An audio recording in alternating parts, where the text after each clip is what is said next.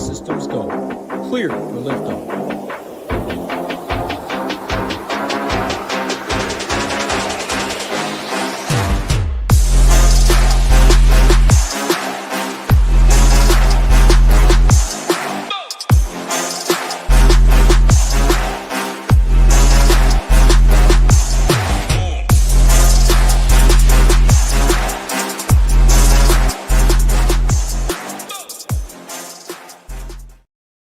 What is going on, SHIPIT Nation YouTube station? We're back mid-September. Baseball Tuesday, Wednesday, midweek, right? We got some extra fish in the old pond here tonight for the most part, likely here. Gyiraszin, not talking Miami fish. I'm talking NFL slappies in here, right? They got a little nice boost in their old account from over the weekend, hopefully, and last night's two-gamer that, hey, nothing else to do. They're bored at home, right, with their wives, their kids, sitting on the couch. Oh, I'll pull up the old DraftKings app, take a look at MLB. Oh, wow, these contests are pretty nice, and they fire a couple teams, right? And then we see, oh, look at that. There's Coors Field. I'm just going to go there, play the high totals, play Freddie Peralta, and I'm going to win all the money. We'll do our best to break it all down. But, Gyiraszin, I'll bring you in right away, man. Happy Tuesday. How we doing coming off your golf trip? I know that's hopefully there's no more shit stories coming there, like you're shitting in the ocean. But how we doing, brother? Welcome back. Yeah, hey, good times. Yeah, went up on a golf trip up in Michigan, like way up here, Manistee, Michigan, like on the Pinky. So it was like 4-hour ride or whatever. But man, it was a really cool place. They can let you keep your cart and everything on the course. Nade like took it all weekend. You just drive it around everywhere. They had like a pizza truck and all kinds of good things. But my liver is screaming stop, so I'm going to have to chill out for a few days, Nades. But, yeah, it was really good time. And then, you talk about football. You made me think to myself, people that have subscriptions to sites like SHIPIT Nation, they're going to be a little bit more apt to go over there and check out baseball because, Nades, they also get baseball with our product. Like a lot of different sites, you don't even get the extra. You go to hit the optimizer, you're blocked out, whatever. You don't get that sport. You pay for one sport. Here at SHIPIT, you get all the damn sports. So, of course, if you got a SHIPIT membership, you're not used to baseball, well, hey, welcome. Me and Nades will hook you up. I mean, ask everybody in the chat. We'll tell you what's going on. But, yeah, hey, good times. But, man, it's a great time of year. It's short and sweatshirt weather. You can't beat that. I mean, we got football. We got college football rolling. We got baseball playoffs just like right here around the corner. And then, hey, we get the cheetah back here soon because NBA is going to start. So that's also really, really cool here. Another great thing at SHIPIT Nation. So, I mean, shit, we're rolling, kicking some ass, having some fun. But don't forget about us baseball guys. We're still over here grinding it out. That's for sure. But, yeah, exciting times. Great time of year. I mean, this is my favorite time of the year. Yeah, best time of the year for a sports fan. I mean, some say Christmas morning, right? Opening Sunday NFL, which is obviously great, right? We love opening day of NFL and Thursday night football, Monday night football, all of it. But this time of the year when you got football, you got college football, you got baseball playoffs, right? You got October baseball, you got NBA right around the corner, NHL right around the corner. I know not many people are NHL there. I will be heading up that product as always. And we won tons of money in the NHL streets last year. Couple 5-figure hits, couple shout out to our guy, right? Cheetah, right? Rio. Shipping 100K in the NHL streets right there. DraftKings is finally investing a little bit, at least in the beginning half of the season, into NHL product too. So we'll have you covered all things, all sports. And that is the glory of being a SHIPIT Nation subscriber here is you get all things under the same hood, including an optimizer, our partner SaberSim, for the lowest price in the industry. We're not adding on a NASCAR package. We're not doing this. We're not doing that. We're not charging you here, charging you there. Your one price that you pay, $130 a month, covers all sports with SaberSim and projections for all of it as well. And more importantly, the Stone, which we'll showcase a little bit later. Gyiraszin, 11 games on the docket here. We got Coors Field, but again, it's not the Mets, the Dodgers, the Yankees, the Blue Jays, the Padres, one of those teams going into Coors Field. It's Miami. We'll do our best to kind of break it down there, but I'll throw it over to you. Broad slate overview, and then take us into pitching 8K and above. You got a couple names here. The main two are going to be probably the cash game pairing on the slate is Freddie Peralta all the way up at the top and then all the way down at the bottom at 8K is Ohtani. Everybody else in between that range from Ohtani up to Peralta going to be virtually unowned for the most part. Guys like Merrill Kelly might pick up a little bit of ownership, but anyone else in this range, you're going to be contrarian. You're going to be unique there. Talk on those two, Ohtani and Peralta first, and then any other broad slate overview that you have. Yeah, I mean, of course we get Coors. I mean, if that game was in Miami, we'd be talking about Yuri Perez and how good that kid's been here in recent times against Colorado. But I mean, yeah, you're pretty much right. It's Freddie Peralta is the only guy that I really feel comfortable with, even on the whole slate. And he gets a great matchup. He gets the team that strikes out the most against righties in the Angels. Sure, the Angels have some power and can hit some bombs, as we know. But, I mean, fastball Freddie, I mean, he's been really good against righties so far this year. I mean, you just look at his numbers and you're pulling these up. I mean, you're sitting here thinking 30% to the right side strikeout percentage. He's not walking anybody over there. The ISO is really low at 150. His WOBA is only 263. So, I mean, there's some strikeouts to be had here in this Angel lineup, as we know. I mean, the lowest guys were Figno at 18%, and pretty much everybody else is over 25%, including Neto, Makata, Ward, Trout's at 31%, Ohapi 34%, and then the bottom of that lineup's got, depending who's in there, we'll have some strikeouts. That Davidson guy's been striking out a ton as well. So, I mean, Freddie is definitely the guy that I think is the guy to be willing to pay up for, especially on DK at 10.5. And then you look at the other two right below him that are hard price. You got Gilbert. I mean, we got a Royals team. Gilbert's got a 34% strikeout rate. He's been really good so far this year as well. But I just don't like the matchup with the Royals. Don't have too many strikeouts in that lineup. I mean, it's just not ideal, obviously. And then you got on the other side, you have Sanchez, who has the fifth lowest strikeouts, the Dodgers against lefties. So, but I think Sanchez is a kind of pitcher that can, I mean, like we saw yesterday, I think Sanchez is the guy that's kind of a sleeper here. I'm not going to be too afraid of the Dodgers. Dodgers has some strikeouts in that lineup. So I think Sanchez is interesting. I think Gilbert's interesting. I just don't think they have the upside as somebody like Freddie Peralta does.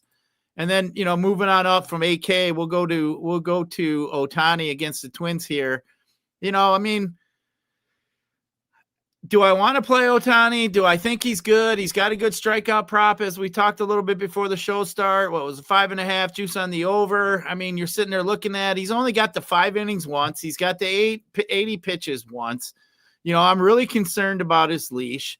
To me, it's like he almost has to be literally perfect, Nades, for you to get to where he wants, because he can't afford to really give up too many runs because his leash is so short. So to me, that's just a little worrisome for me, to be truthful. I think I would rather lie somewhere else, like go to Merrill Kelly or go somewhere else, Nades. I think, even like a guy like Erod, maybe, I think is in play on DK at that cheap price. But, for me to try to want to jam in Ohtani, I think is kind of, especially if he's going to be chalky. I think if he was going to be, lower owned, I think I'd be more willing to maybe, take a chance on a guy with a shorter leash. So I think that is something that, that keep in mind. And then, you got guys like Abbott. I think Abbott's kind of interesting. You get a Cardinal team that's got really low power. They just don't have any power against lefties. They got a 120 some ISO against lefties this year. Abbott's going to get the pitch count. He's more of a fly ball pitcher, but I don't mind him. I mean, at his price here at 8,500, you get a $2,000 discount off, some of these top guys. I think Abbott is definitely a guy that would be low owned that may get overlooked that I'd be willing to look at. And, Merrill Kelly, I mean, you want Merrill Kelly against righties. And, I just think here you're going to get a bunch of righties here, especially without Jordan Alvarez. So I don't think Merrill Kelly is that bad either. I think he's definitely interesting against the Astros, which we know has, obviously a lot of righties in that lineup. But I mean, for me, it's just basically Freddie. For me, Nades feels safe. And then up here at the top, I mean, I just feel like I think it's going to be pretty spread out up here at the top or up in the middle, SP2, really. I mean, I don't think too many people are going to pay double spend up for pitching today. So I think that might be a pretty good option. Maybe go with like, Freddie and Sanchez, maybe Freddie and Gilbert.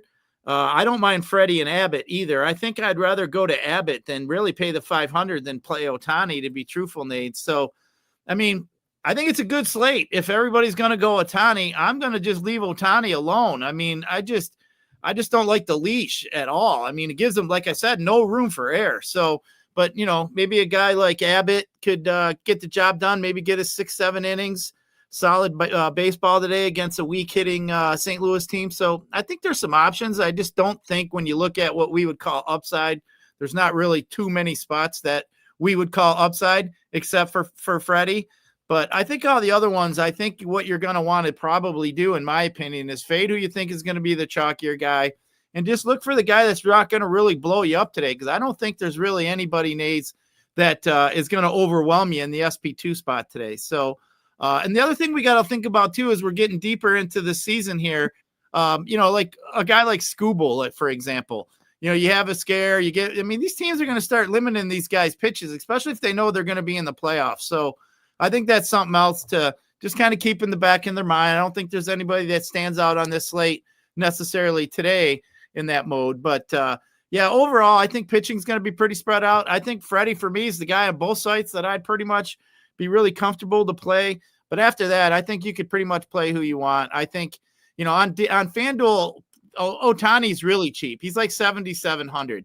I mean, I don't think there's any way I'm getting a quality start out of Ohtani at 7,700. So, if Freddie goes off and gives up 2 or 3 runs and has 10 Ks tonight, Ohtani's going to be basically useless on FanDuel. So, for me, like I said, I think it's pretty spread out, but I think I would just stay away from Ohtani if you're telling me he's going to be the SP2 chalk guy over on DK. So, do it as with you will. If you want to play him, I don't blame you because the strikeout prop's there. But, man, he starts giving up runs, man. Them strikeouts are just going to start dissipating real fast.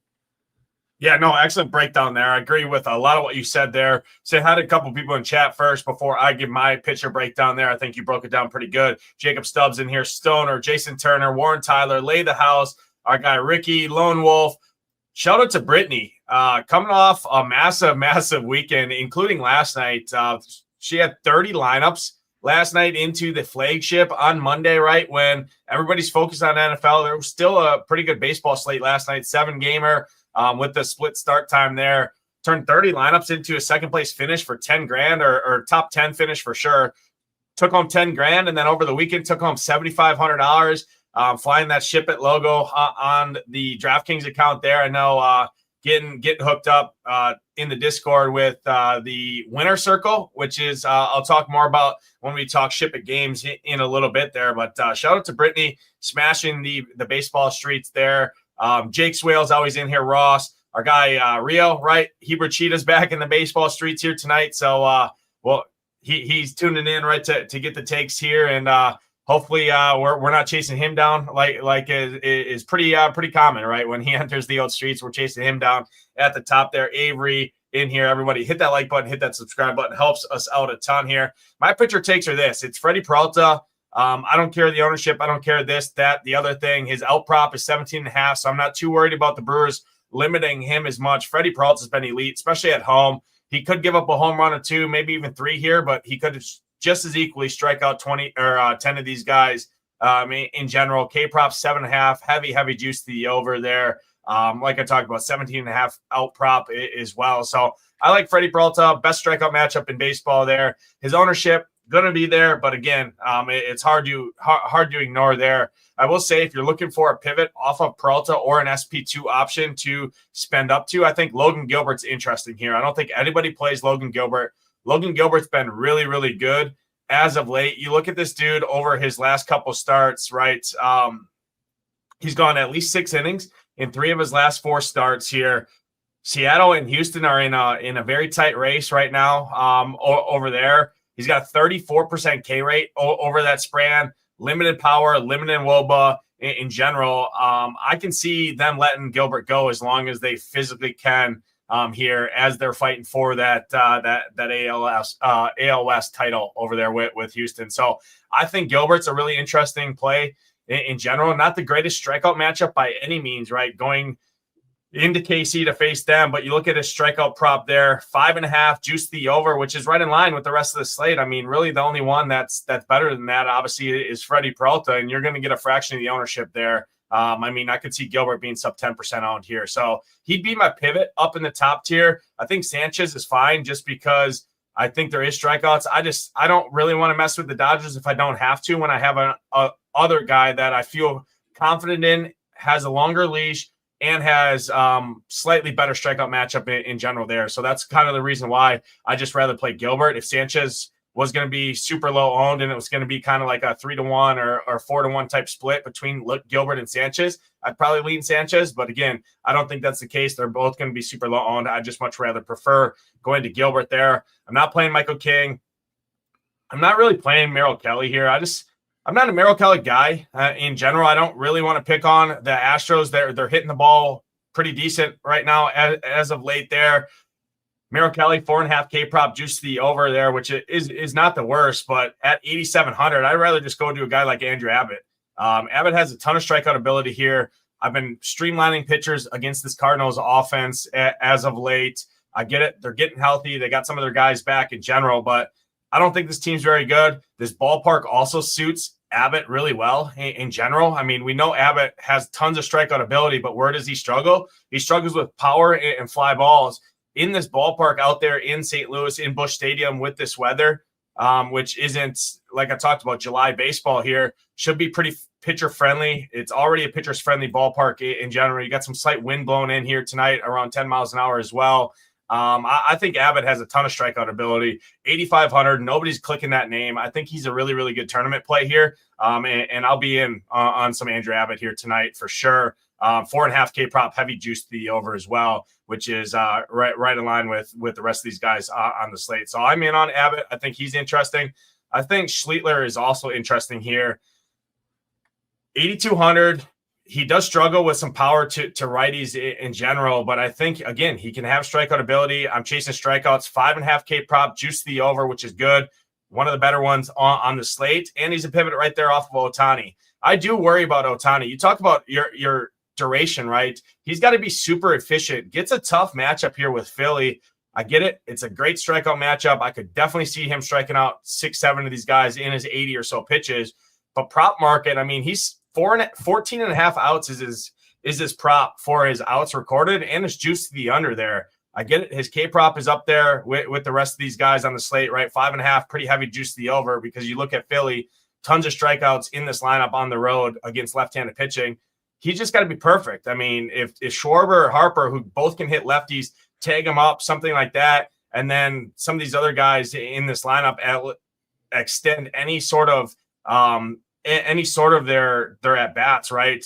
Then you're tapping into that kind of hard cap that they have on Ohtani's pitch count. So when he's picking up this kind of ownership as an SP2 option on this, and I see pivots in the range right by him like Abbott and Schlittler, who I think I can take a chance on, that's kind of the reason I'm a little bit under on what Ohtani. I think he's fine just due to strikeout ability alone at 8K. You don't really need a full ceiling at that price, but there is enough guys in this pitching tier around him that I think I'd rather prefer going to overall. I will say Ohtani and Peralta is probably going to be the cash game pairing there for a reason. In tournaments, I think taking a stand at some of these other guys like an Abbott, like a Schlittler, and then like some of these other guys below 8K we're going to talk about, I think is pretty interesting in general. Gyiraszin, I'll throw it over to you.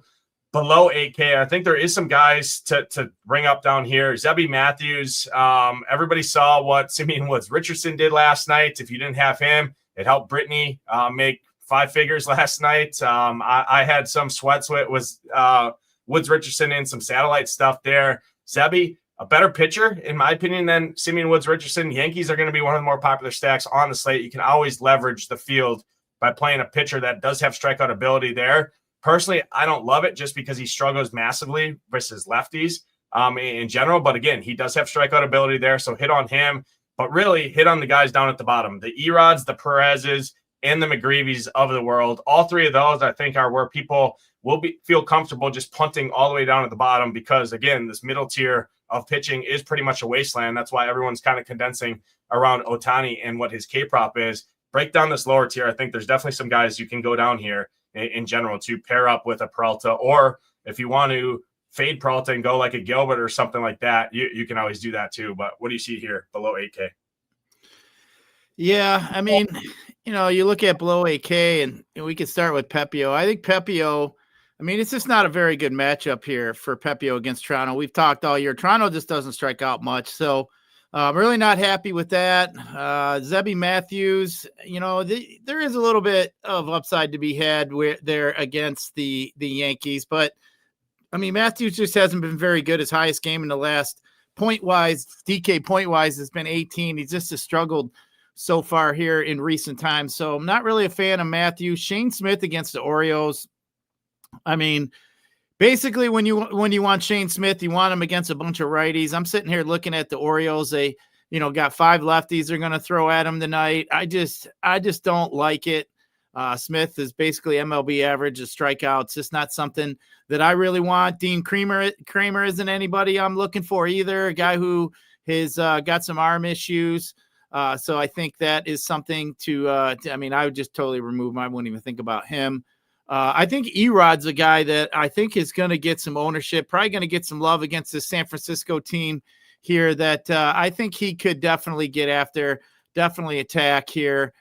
Just kind of looking at what we have here with the D-backs. We got Ramos up at the top against lefties, almost 27%, Devers 27%, Adames 29%. I mean, we got basically 6 guys in this lineup that are 25% or higher for strikeouts against lefties. So, Erod's right about MLB average against righties. So I think that's something to be had. His ground ball percentage isn't great. Really it's more so against lefties. Is at like 46% against lefties, 37% against righties. But I think Erod's definitely interesting against these Giants. So I'd keep him in my pool. I don't love it, but why not? And then Yuri Perez, I think that's the interesting one. I mean, Perez has been really good. This kid is probably going to be their better pitcher moving forward. I mean, he's had 2 out of 3 bad starts here in recent times. He had -11. He got beat up there by he got beat up by Washington. He got beat up by the Mets, and then he faced Washington again and actually fared pretty well. But I mean, this guy's got some strikeout abilities. Last game, he had 7 strikeouts. But I mean, we know that this lineup out there in Colorado is not very good. So Nades, I don't mind the idea of playing some Yuri Perez at a really low ownership in a Coors Field, because I think Perez is a better pitcher than he showed in his last few starts. We know Colorado definitely has some strikeouts. They're a team we've been attacking quite often. So I wouldn't be afraid to leave him in my lineup. And then, you get down the bottom, you start looking at guys like McGreevy or, I couldn't play anybody like Kyle Freeland, but I mean, they just don't have any really strikeouts. I mean, if you wanted to, you really love a lineup that you got to use a really low-owned pitcher or a low-price pitcher, like a guy like McGreevy costs $6K. I mean, I don't mind it, but I wouldn't expect you to get more than 15 points from that dude. So, I mean, I wouldn't get overly excited, but I just don't really think there's really that much strength as far as we're going to go in SP2 tonight that I feel like, oh man, we got to have these guys. Or, other than the Peralta, there isn't a group of 3 or 4 guys that we're going to say, oh man, these group of guys are good plays. And, I think, there's a mixture. I think it's more or less just a bunch of grab bag shit on the bottom of Freddie Peralta. Like, I don't feel like there's anything really strong. So to me, I think do as you will with the SP2. I think the only thing I'm kind of cautious about is Ohtani, just because of his lease. As we mentioned, he's got to be perfect, and he just doesn't, the strikeouts really aren't there. So I don't know. I think there's many ways to go here at pitching today. But, SP2 basically is like, like I said, a grab bag. I think there's all kinds of guys you can use. There's only a handful of guys I would totally X out. Really, if I was MMEing at 150 out of the 22 pitchers today, I'd probably end up with 15 pitchers. So, I don't think there's really, like I said, too much upside in the SP2. But I think I'd pay up for pitching today, to be truthful. Because I wouldn't be fearful of that Miami game. It's not like we're scared of the Miami bets in Colorado. And I think I would look elsewhere, fade the Coors game, go heavier pitching, and roll out a lineup that way. I think that would probably be that'd be my preferred way, just thinking about how the slate's laying out. Yeah, no, I like that take a lot. I'll break down this lower tier. I think Erod's my favorite. I'm gonna go Erod, Yuri Perez, Shane Smith are kind of my three favorite guys down here. Erod, I just like the strikeout ability he does have. I get right the hitting weather people are talking about in the chat there. I don't know if the Arizona roof is going to be open or not there. I'm not really too afraid. I'm chasing strikeouts. This Giants team does have power in general. The roof is going to be closed. I believe there. So in general, I'll take my chances on a guy that has strikeout ability at 6,500 against a strikeout happy team. Even if he does give up a home run or two to a guy like Adames, to a guy like Chapman, right, who can hit lefties pretty good. You look at this Giants team on the road this season, 27% K rate against left-handed pitching. You look at Erod at home, he's serviceable. So I don't mind him. I think his upside is here, 4.5 K prop, heavy juice to the over, -160 in some books. So I don't hate that. Yuri Perez is the other guy. I think we're getting a $2,000 discount on Yuri Perez here just because he's pitching Coors Field. This is not the hardest summer Coors Field out in Colorado. Temperatures are going to be into the mid to low 60s here with wind blowing in, which is not ideal hitting environment. Obviously, it's above average, one of the best hitting parks in baseball just due to the size of that outfield here. But, I mean, I'll take my chances at a team that strikes us third most in baseball over the last 30 days against right-handed pitching. Yuri Perez has upwards of a 29% K rate against on the road. I get it. He's been really, really bad on the road. He's been an ace at home in Miami, which go figure, right? Pitches in one of the best pitchers parks in baseball. Now he goes on the road. He's been tattooed on the road. All of this, I get all the metrics, but I'm not chasing. I'm not looking for a 30-point performance at 6,300. I'm looking for a guy that has strikeout ability, which he definitely does have in a good strikeout matchup, which it is, that has potential to hit a ceiling, and that's what I'm looking for. So I think he'd be the guy. I would say on a different slate where we don't have so many cheaper guys down here, I would say you could probably play Kyle Freeland, 17.5 out prop juice to the over, just because, again, he keeps the ball on the ground. He pitches pretty serviceable. He's coming off a 41-point game at home against the Padres. It's more of just a sign that I'm probably going to be not as much interested in the Miami bats as kind of the field is. It's not to say that I'm going to go in there and play Freeland just because I think McGreevy, Perez, and Erod, Shane Smith are all much better plays. You don't really need that $700 in salary personally. So I would look at something like this, these eight pitchers or so, as kind of the main the main more focused pitching pool, something around these lines. You could add a bunch more in 150 max, like you said. I've been trying to lean more into going to the stone, looking at our pitcher rankings, looking at the strikeout matchups to narrow it down some, and then kind of letting Saber do its thing from there. But I do like crossing it over to the stone. These are kind of the guys that I would mainly look at in general. Any additional takes from the pitchers? Yeah, I think one thing too to keep in mind, like when we're looking at pitchers and cores, is a guy that relies on their breaking pitches are the guys that get really slammed when they go into cores, because the curveball especially does not break as much in Coors Field, and they learn that really quick. But Yuri relies on his fastball quite a bit. So I mean, he's over almost 55% running up his fastball. So I think I really like Yuri in that spot. I mean, he doesn't rely on his breaking pitches. He throws more of a slider than he does a curve. He doesn't throw curve hardly at all. I mean, he's at literally 5% curveball. He's at 24.5% slider. So, I think that is definitely something to kind of think about when you're looking at pitchers and cores. If, you get a guy that's throwing a big, like Kershaw, a curveball guy, like those are the guys that are really, they struggle a little bit when they're relying on them Ben Bender pitches. But one other thing real quick, Pojen brought up about the Eastern linebacker here in Michigan. That shit's so expensive. It's ridiculous. A hat's like $55 and a shirt's like 90, t-shirt's like $90 or some shit. I get the guy's got some NIL, but he goes to Eastern Michigan. But hey, I can't say none. I know the Eastern Michigan head coach, Kate Creighton. Our daughters played soccer together growing up. So I got to used to hear all the good stuff from him. I used to win a lot of money on Eastern. Used to be a really good team to bet on because they had Max Crosby at one time, Nades, and I mean they were good. I believe they went up to Wyoming and beat Josh Allen on the road, if I'm pretty certain. But yeah, I mean, not bad. But Man, I like some good old college football, but I mean, we're getting off track. We're getting off track. But how these bets? But we'll go back to pitching real quick, Nades. I think pitching today. I don't think today there's really too much chalk you got to worry about really anywhere. I think Peralta will be chalk, but man, if everybody's going to be, if you're telling me Ohtani's going to be 25% plus on DK today, or even on FanDuel, I think that's the only thing I would literally advise to fade. I think there's too many paths for him to fail, more so than for him to get where he needs to be. Yeah, Ohtani's definitely going to be the cash game pairing with Peralta. You just look at projections alone. He's 8K. He's got the second highest projection on the slate. I mean, he's got a better projection than $2,000 more expensive Gilbert.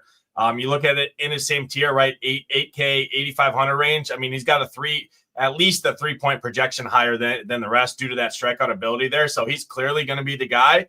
We talked about the pivots like a Schlittler, like an Abbott, like dropping down more to go to a guy like Erod, Yuri Perez, things like that. I think Merrill Kelly's even a viable pivot off of Ohtani too. So if there was quote unquote a chalk SP2, it is going to be Ohtani after Peralta there. And we kind of talked on and poked holes on Ohtani there. But again, he has just as much upside as some of the rest, even Peralta, just with his strikeout ability. I just think I have a worry for his pitch count. There, they obviously need him and need his offense down the stretch here. More important than what they need is pitching in general there. So let's jump over and showcase the stone here. But first, before we do, if you want access to the stone, like we see up here, there is nothing else like it in the industry. We have it available for all sports. You can get in right now. If you go to shipitnation.com/join, you get access to our SaberSim optimizer. You get access to all of our premium content, all of our premium sports, including ShipIt games right here. As you can see it, shipitnation.com/games gets you access into this. It's no additional fee, no additional. All you do is have to be on a SaberSim package and be a member at shipitnation.com.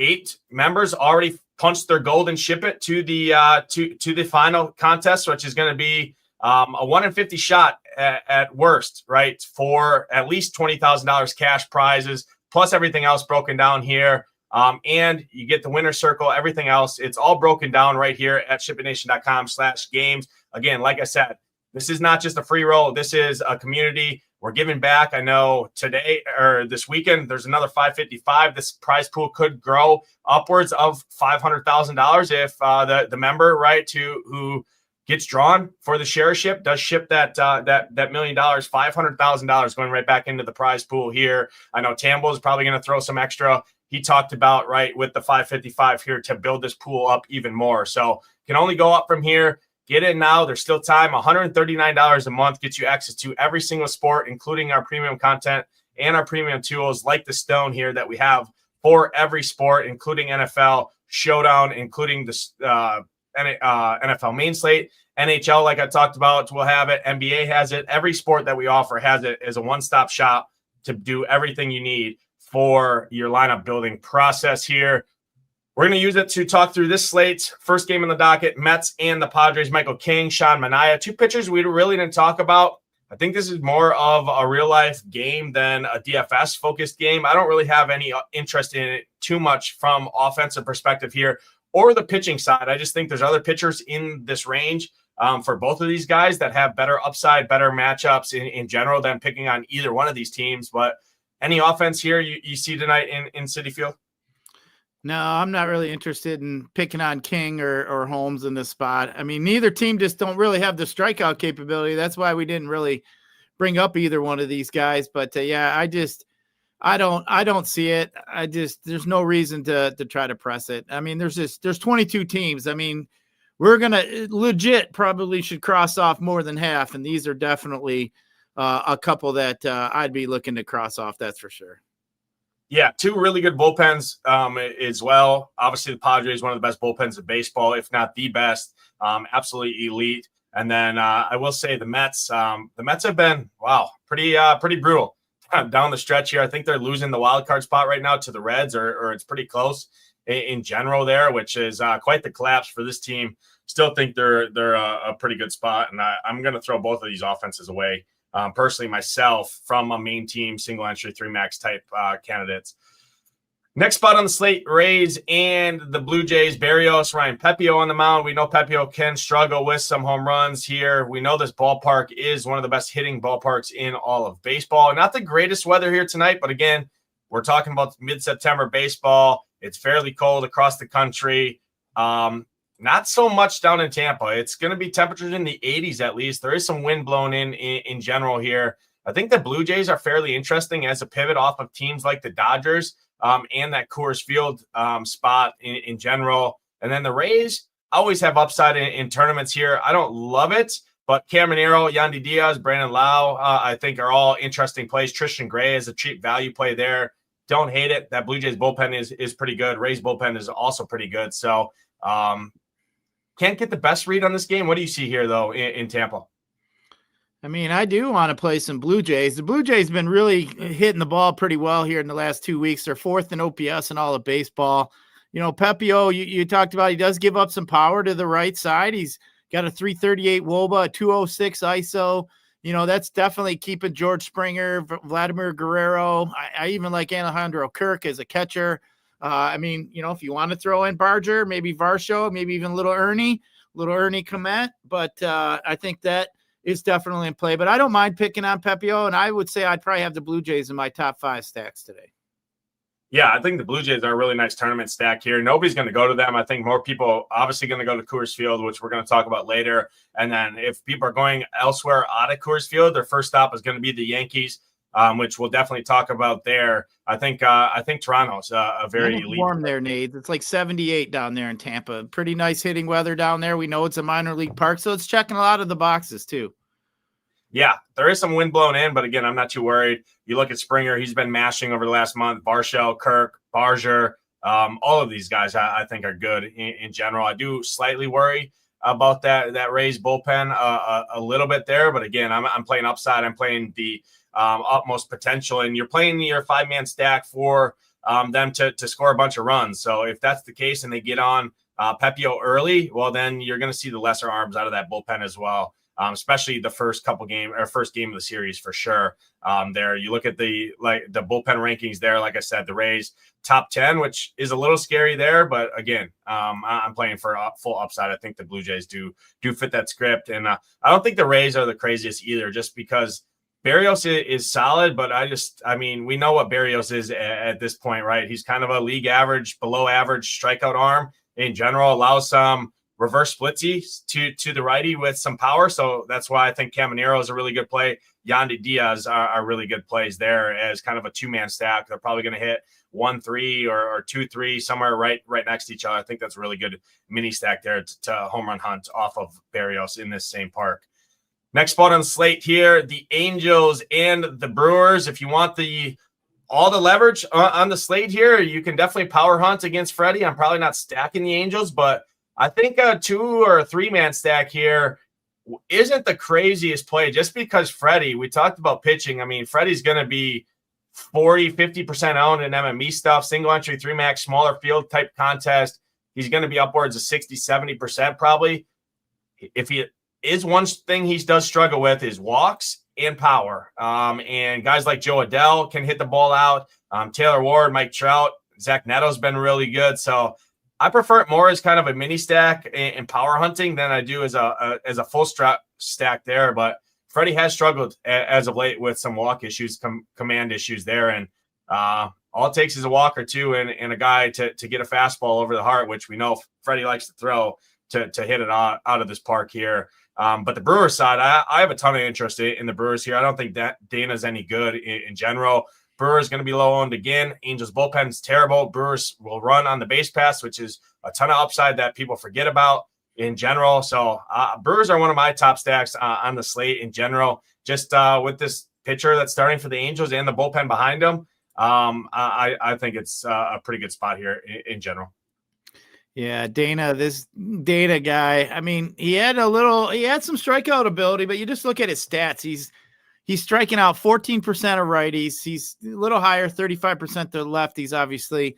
But, man, his walk rate is ridiculous. 19% to the left side, 11% to the right side. His WOBA is 497 to the right side. I mean, he's given up a ton of fly balls we always talk about the Brewers are a team that likes to pound the ball in the ground. They're more of a small ball type team, but I like the Brewers when they're playing a fly ball pitcher. So for me, Dana definitely fits that bill. A guy that's going to be walking a lot of guys. As you mentioned, the Brewers are going to be stealing bags. So, I mean, if he's walking dudes, Brewers are stealing bags, they can hit a homer or two. I think there's definitely a recipe to get us where we need to be with some Brew Crew today. So yeah, give me some of these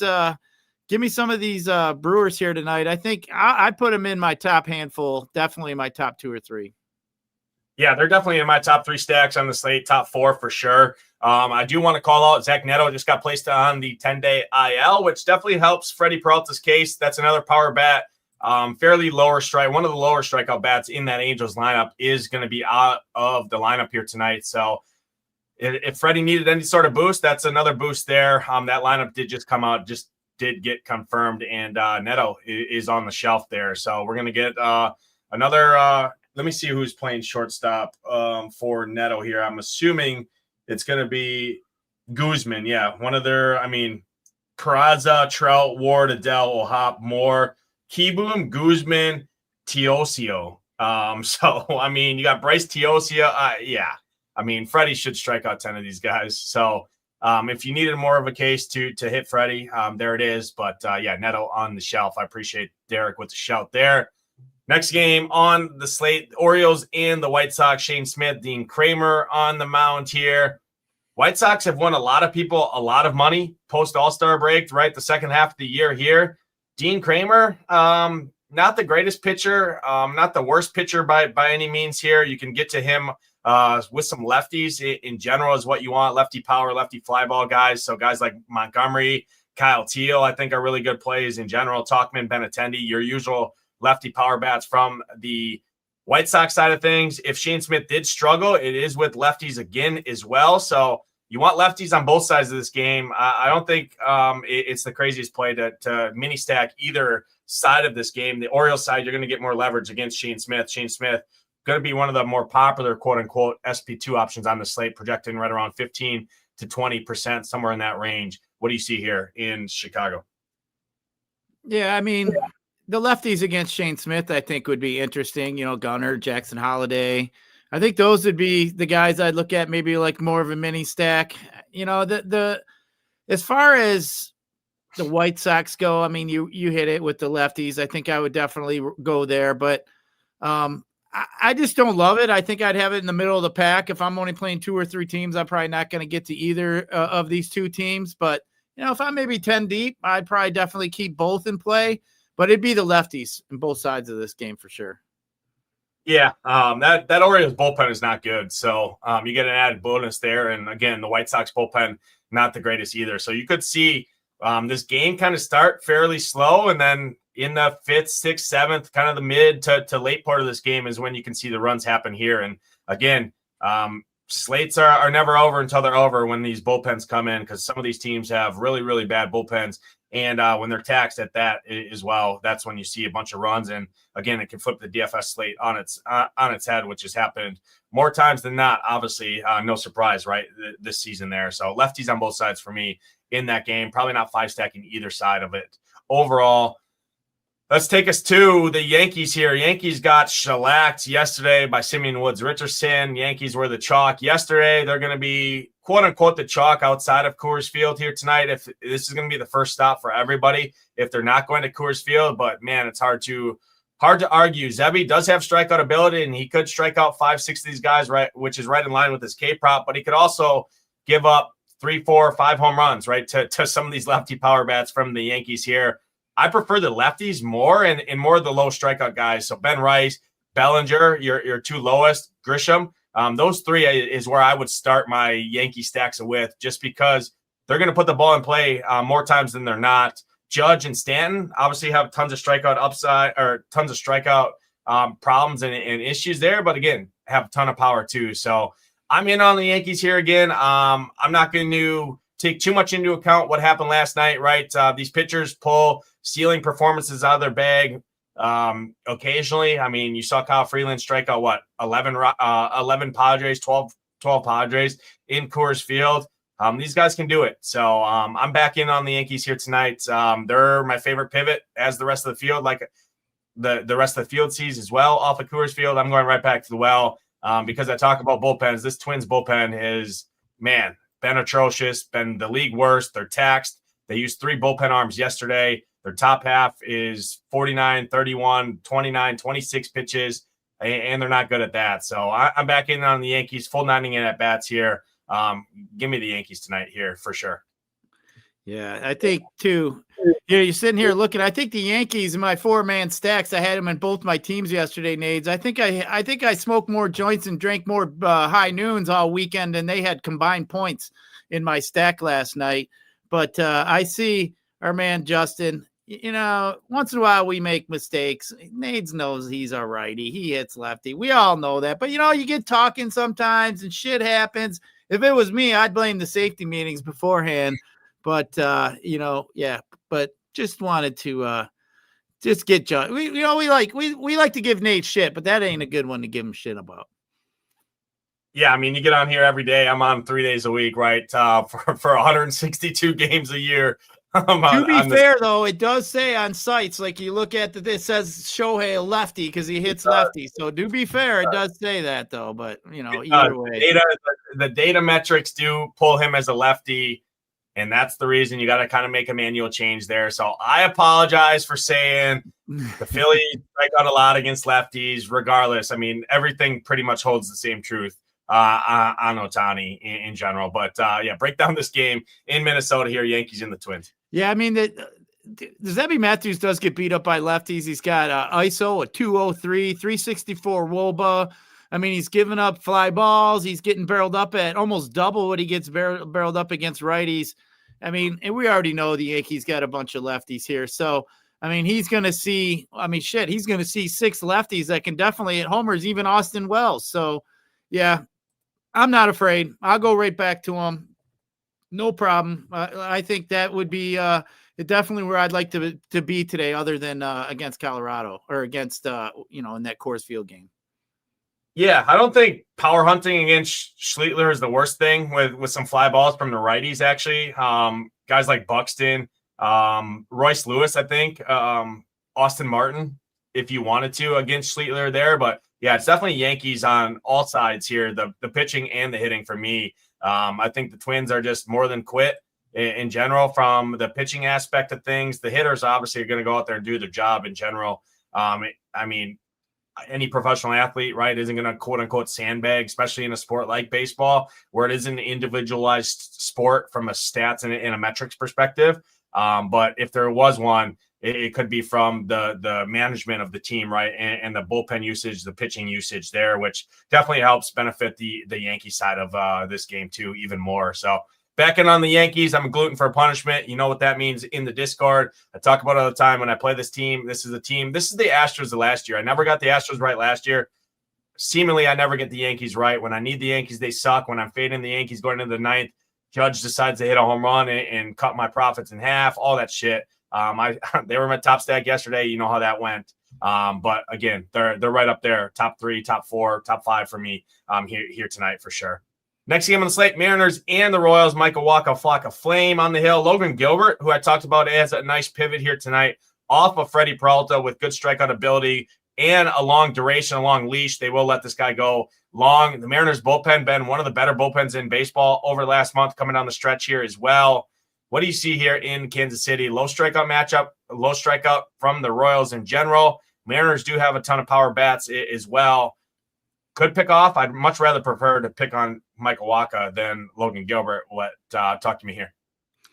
Yeah, I'm not picking on Gilbert. That's definitely not going to happen.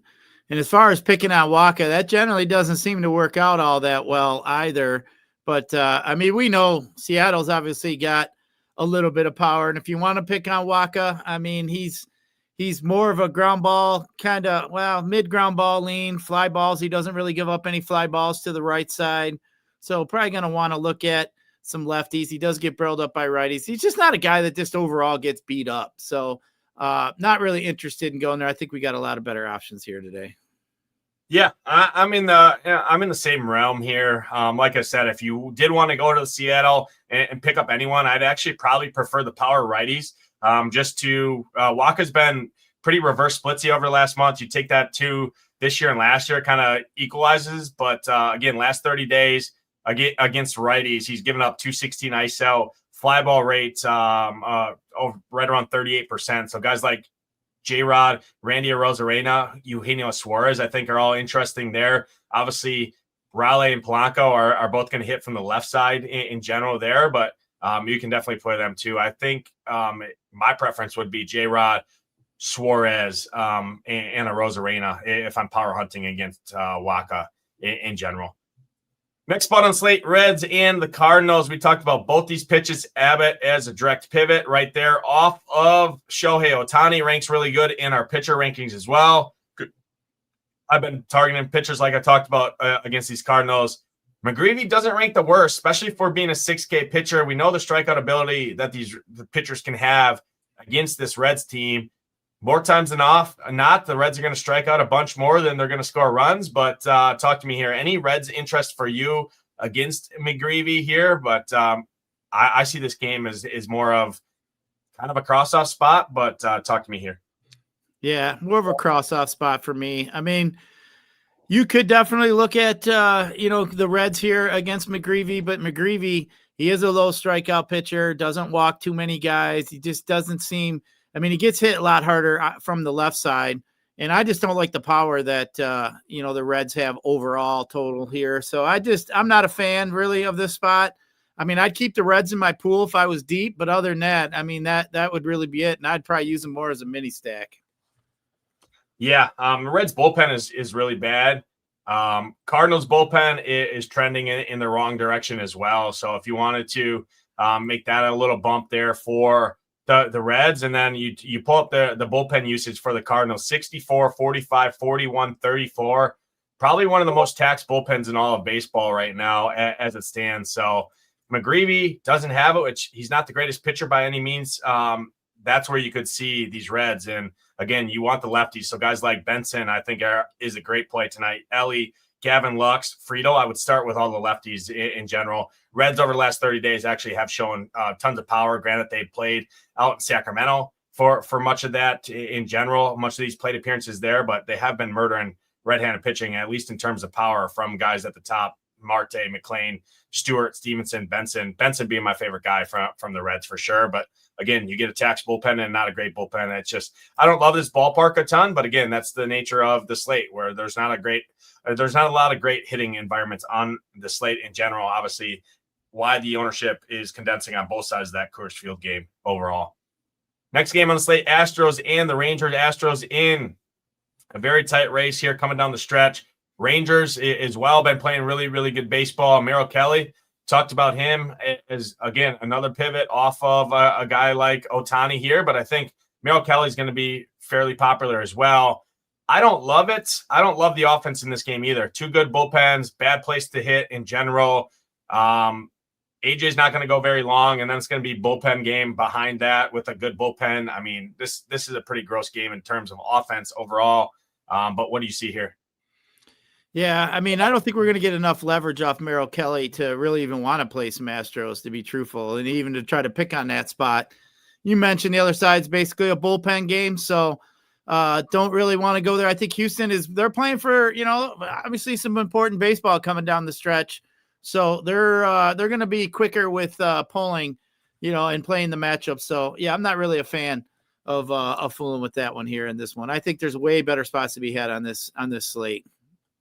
I do want to call it one guy, Zach Cole, 2,200, has shown a ton of power since he's come in from the minors, right? One of their better prospects overall. He's hitting fifth here tonight at $2,200 against a pitcher who's going to get ownership and can struggle with some lefties. I don't mind a shot at a Zach Cole one-off at 2,200. That kind of fits our script, Gyiraszin, of more spending up for pitching, right? You kind of flip the build instead of punting that SP2 position with a guy like others are going to, right? With Perez, with Erod, which we're going to talk about there, or which we already talked about. Punting a outfield position with a guy like Zach Cole frees up a lot for your roster. So I did want to shout that out. I think he's a pretty interesting bat to keep your eye on overall here tonight. Let's talk about it. Coors Field, all the ownership, you talk about it. I mean, 75% combined ownership projected right now for us on the Rocky side, 81% projected on the Marlins side. Talked about Kyle Freeland. It's usually free money Freeland at home here. Not to say I'm going to play him in terms of DFS lineups. I just don't think he has the upside that you need in terms of strikeouts overall, even against the Marlins. But his outprop, one of the better, one of the few, juice the over on the slate, sitting at 17.5. I mean, Marlins chalk, Rockies chalk. I think I'd rather play Perez than play these Rockies in general. And then on the Marlins side, I like the Brewers more. I like the Yankees more. I like the Blue Jays more. I like some of these other teams that we already talked about more than the Marlins here. If I were to go to a spot, it'd probably be the top of the lineup just because guys like Wegeman, Dane Myers, Joey Weimer at the back half do have pinch hit concerns for sure in this lineup. But what do you see here? Talk to me about Coors Field.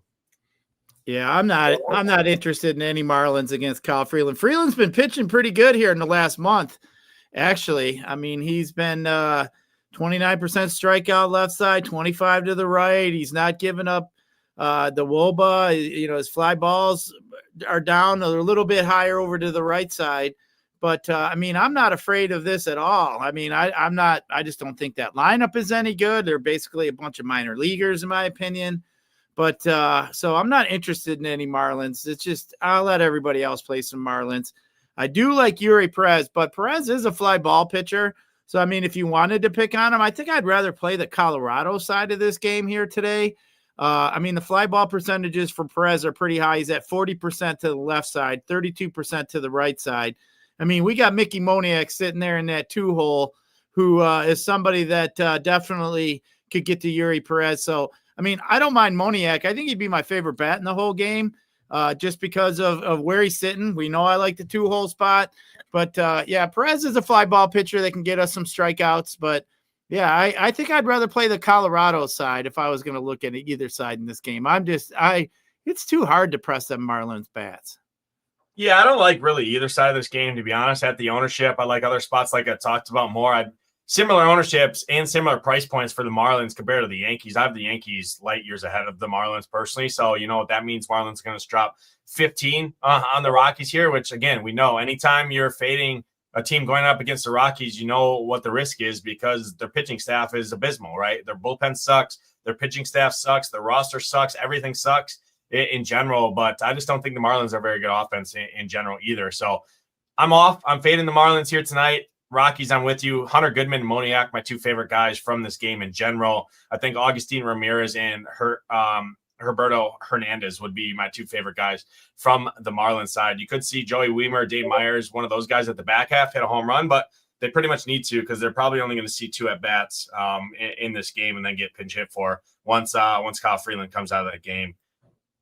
Next spot on the slate. I want to go back to something real quick. I see in the chat, this blue ball actually going to be high owned on DK. He's not going to be high owned. He's a opener. He's going to pitch 1 or 2 innings if that. Yeah. Nobody's going to have that guy. Yeah, he's got tons of strikeout ability when he's in there, but again, he's going to go.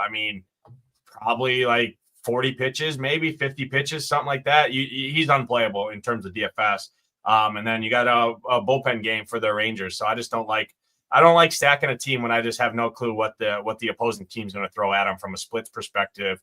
And when they have good bullpen arms in general, and you're going to see the best bullpen arms because again, Houston's in a tight race coming down the stretch here for that AL West. So overall, not a spot where I'm going to from a value perspective from Texas, but I do get the reasonings wise. They project fairly okay, and they have been pretty good in terms of hitting over the last 2 weeks or so. So. I get the reasonings, just not super interested in it myself.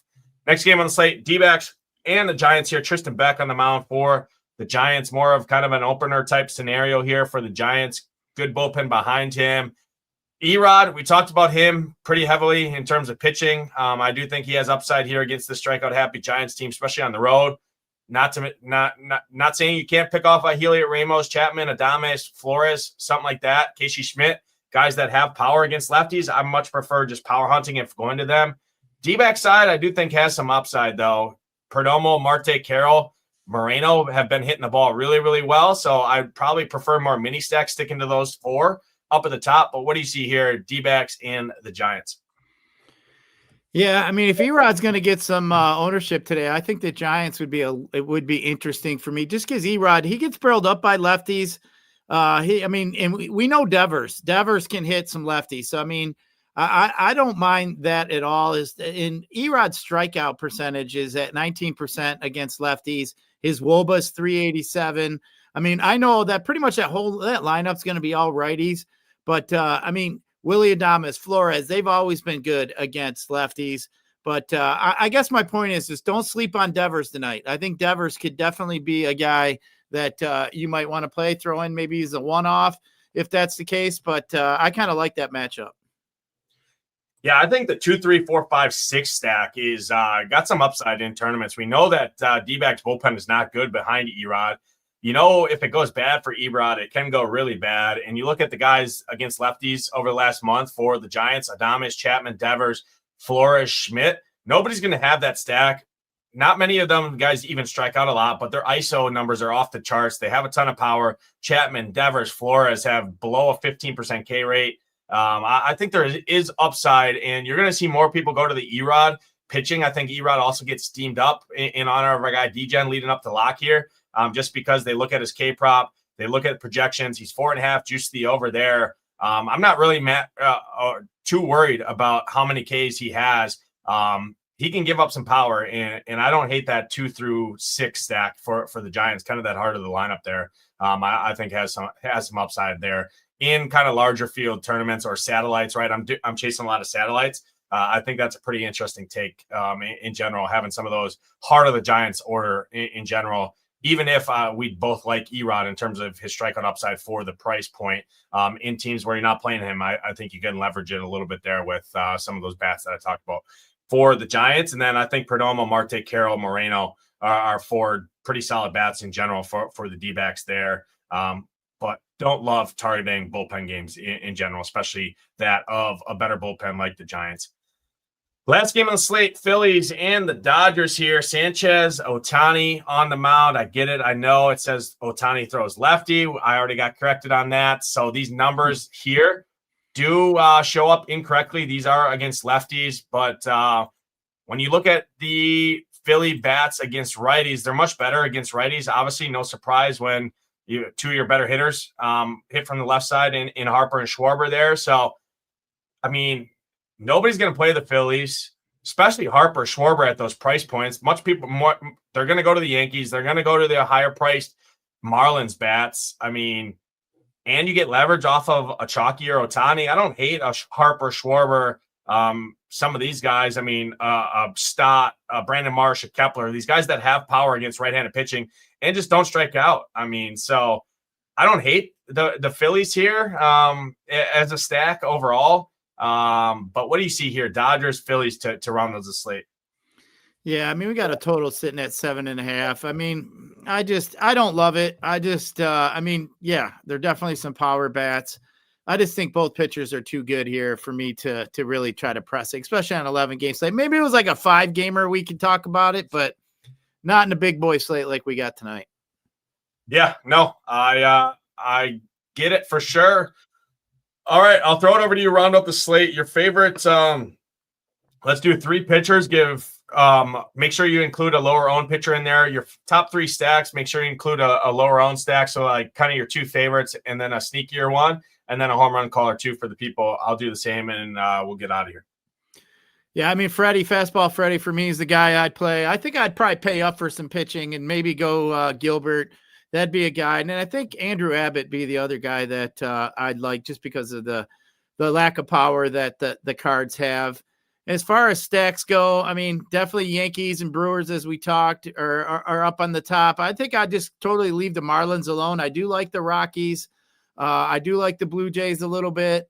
D-backs, I don't mind either. But as far as some home runs go today, I'm going to go to Vladimir Guerrero. I think Guerrero hits a homer here today. And then I even give another one. I think Jazz hits a home run for the Spankies today too. So I got Jazz, and I'll go Vladdy.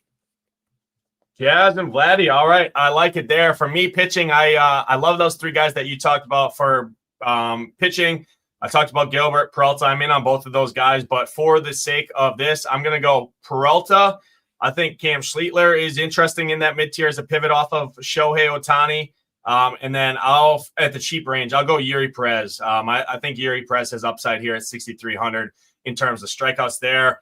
For me, top stack on the board is the Yankees for me. 1B would be the Brewers. So I'm right there in lockstep with you. I like the Brewers and the Yankees the most in general there.